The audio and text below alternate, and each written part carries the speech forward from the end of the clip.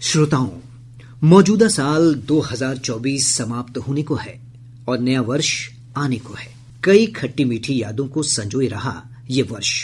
इस साल कई गतिविधियां रहीं जो यादगार बन गईं। सुनते हैं इन्हीं घटनाओं पर विशेष वर्षांत 2024 रिपोर्ट। बिहार में साल की शुरुआत ही राजनीतिक उथल पुथल से हुई। राजनीतिक मोर्चे पर देखें तो बिहार एक बार फिर से राजनीतिक उलटफेर का गवाह रहा। मुख्यमंत्री नीतीश कुमार के नेतृत्व वाले जनता दल यूनाइटेड ने राष्ट्रीय जनता दल से गठबंधन तोड़कर फिर से भाजपा के साथ एनडीए सरकार बनाई। नीतीश कुमार ने 9वीं बार राज्य के मुख्यमंत्री के रूप में शपथ ली। राज्यपाल राजेंद्र विश्वनाथ आर्लेकर ने मुख्यमंत्री को राजभवन में आयोजित समारोह में शपथ दिलाई। मैं नीतीश कुमार सत्यनिष्ठा से प्रतिज्ञान करता हूं कि मैं विधि द्वारा स्थापित भारत के संविधान के प्रति सच्ची श्रद्धा और निष्ठा रखूंगा। मैं भारत की प्रभुता और अखंडता अक्षुण्ण रखूंगा। सम्मानों की बात करें तो यह साल बिहार के लिए यादगार रहा, जब केंद्र सरकार ने पूर्व मुख्यमंत्री जननायक कर्पूरी ठाकुर को देश के सर्वोच्च नागरिक सम्मान भारत रत्न के लिए चुना। श्री कर्पूरी ठाकुर मरणोपरांत उनके पुत्र श्री रामनाथ ठाकुर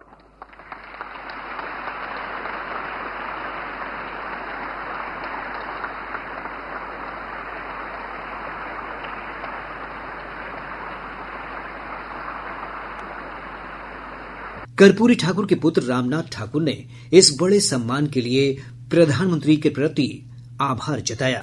अप्रैल और मई में बिहार में देश के साथ साथ 40 लोकसभा सीटों के लिए वोट डाले गए। कई मायने में ये चुनाव चर्चित रहा। एनडीए और महागठबंधन के घटक दलों के बीच कई सीटों पर कांटे का मुकाबला देखने को मिला।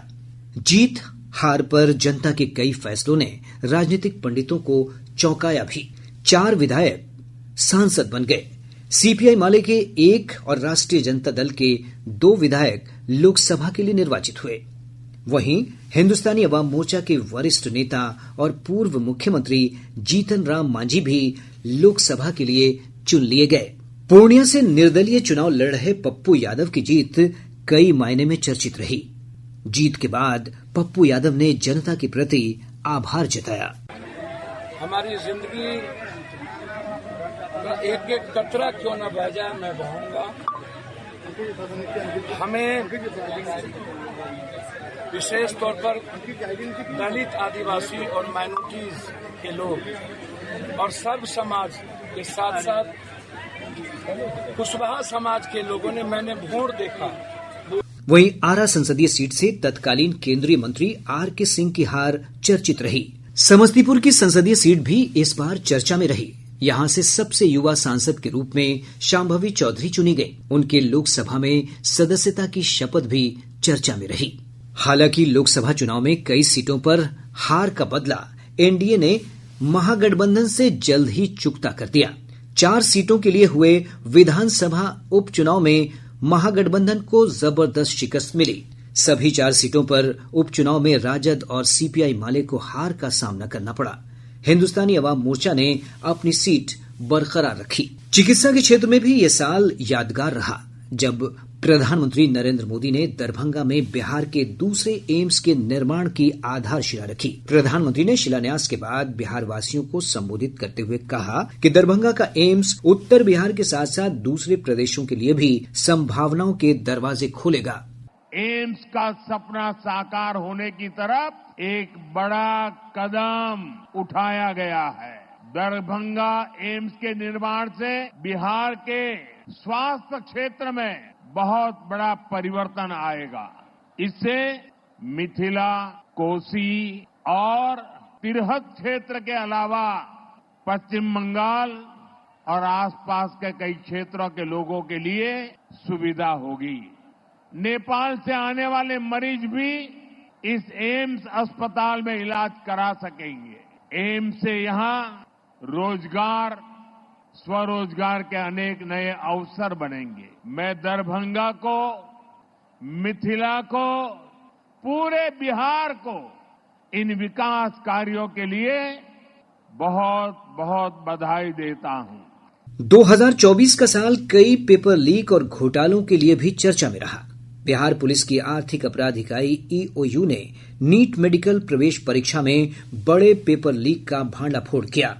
अनुसंधान के क्रम में कई परीक्षा माफियाओं के खेल उजागर हुए। जांच जैसे जैसे आगे बढ़ी, एम्स पटना के मेडिकल के छात्र, कई रसूखदार नेता भी इसके दायरे में आए। काफी हंगामे के बाद केंद्र सरकार ने इसकी जांच सीबीआई से कराने के निर्देश दिए। प्रतियोगिता जगत की बात करें तो यह साल जाते जाते भी कई दर्द दे गया। बिहार लोक सेवा आयोग की राज्य सिविल सेवा परीक्षा का विवाद गर्माता रहा। अभ्यर्थियों ने 13 दिसंबर को आयोजित प्रारंभिक प्रतियोगिता परीक्षा रद्द कराने की मांग की। राजद नेता तेजस्वी प्रसाद यादव ने परीक्षा रद्द कराने की मांग का समर्थन किया। इधर एनडीए के सहयोगी दल के नेता और केंद्रीय मंत्री जीतन राम मांझी ने बिहार लोक सेवा आयोग का बचाव किया। शिक्षा जगत की प्रमुख गतिविधियों की बात करें तो बिहार के 2 विश्वविद्यालयों पटना यूनिवर्सिटी और ललित नारायण मिथिला यूनिवर्सिटी को यूजीसी ने पीएम उच्चतर शिक्षा अभियान के तहत शोध विश्वविद्यालय का दर्जा दिया। इसके तहत इन दोनों विश्वविद्यालयों को 100 करोड़ रुपए दिए जाने की घोषणा हुई। पटना विश्वविद्यालय के कुलपति प्रोफेसर अजय कुमार सिंह ने इसके लिए केंद्र सरकार का आभार जताया। पीएम ऊषा स्कीम के तहत 100 करोड़ का ग्रांट मिला है, जो मेरू स्कीम के नाम से जाना जाता है, और इससे पटना यूनिवर्सिटी का इंफ्रास्ट्रक्चर रिसर्च में गति आएगी और इसमें NIRF रैंकिंग जो अभी 51 से 100 में है उसमें भी हम लोग बेहतरी करेंगे और NAAC एक्रेडिटेशन में भी इसमें हम लोग इम्प्रूव करेंगे। पटना यूनिवर्सिटी में रिसर्च का एटमॉस्फेयर इम्प्रूव होगा और इसके चलते हम लोग जो ऐतिहासिक इसका जो हिस्ट्री है उसके तरफ हम लोग आगे बढ़ेंगे और मुझे विश्वास है कि इसमें हम लोग सफलता पाएंगे और इस ग्रांट के लिए केंद्र सरकार को बहुत बहुत धन्यवाद। कला संस्कृति जगत के लिए यह साल काफी दुख भरा भी रहा, जब बिहार की महान लोक कलाकार और स्वर कोकिला शारदा सिन्हा हमसे बिछड़ गईं।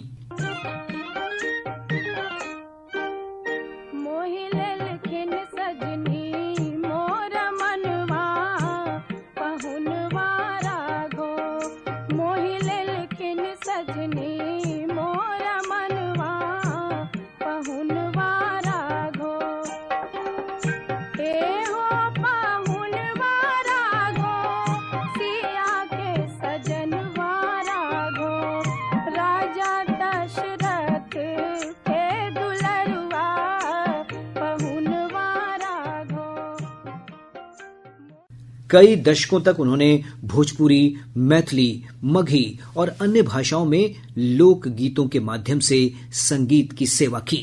उद्योग और निवेश के क्षेत्र में राज्य को बड़ी सफलता मिली। उद्योग मंत्री नीतीश मिश्रा के नेतृत्व में बिहार बिजनेस कनेक्ट सहित निवेश आमंत्रण के लिए कई कार्यक्रम आयोजित हुए। श्री मिश्रा ने इसे बड़ी सफलता बताया। बिहार बिजनेस कनेक्ट का आयोजन किया गया था, जो निवेश इन्वेस्ट बिहार अगर हम कहें, सभी विभागों में जहां बिहार में निवेश की संभावनाएं थी, उन संभावनाओं को हम लोगों ने निवेशकों के सामने प्रस्तुत किया और उसका परिणाम रहा कि आप सबके सामने है कि लगभग 1,81,000 करोड़ का MOU हस्ताक्षरित किया गया। राज्य में जमीन के सर्वे का मुद्दा सबसे अधिक चर्चा में रहा। अगस्त महीने में इसकी शुरुआत हुई। इसके बाद कई विवाद और समस्याएं भी सामने आईं। सरकार ने लोगों की परेशानियों को देखते हुए समय सीमा बढ़ाई। अब इसे जुलाई 2026 तक के लिए आगे बढ़ा दिया गया है।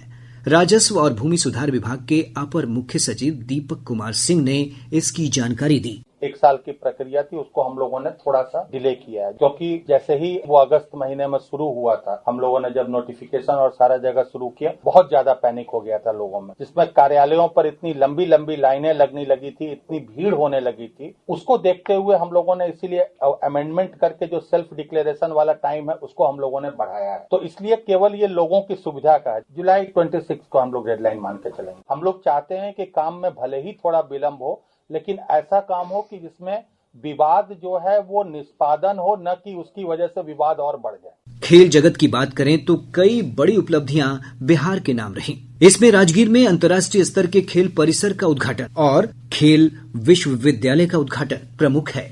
नवंबर में यहां सफलतापूर्वक महिला एशियन हॉकी चैंपियंस ट्रॉफी का आयोजन किया गया। भारत के खिलाड़ियों ने 6 देशों की ये प्रतियोगिता अपने शानदार प्रदर्शन के बूते जीतकर बेहतरीन सौगात दी। जीत के क्या मायने रहे, भारतीय कोच हरेंद्र सिंह के शब्द सुनिए।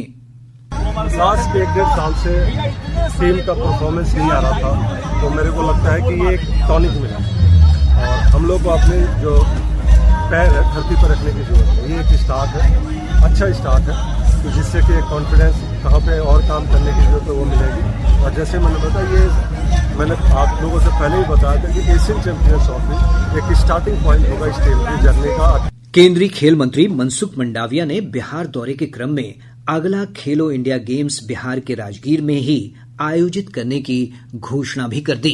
इसके साथ ही आकाशवाणी पटना से प्रसारित वर्षांत 2024 का ये विशेष कार्यक्रम संपन्न होता है। वाचन खालिद रशीद, ध्वनि अंकन राहुल कुमार, संपादन और प्रस्तुति धर्मेंद्र कुमार राय।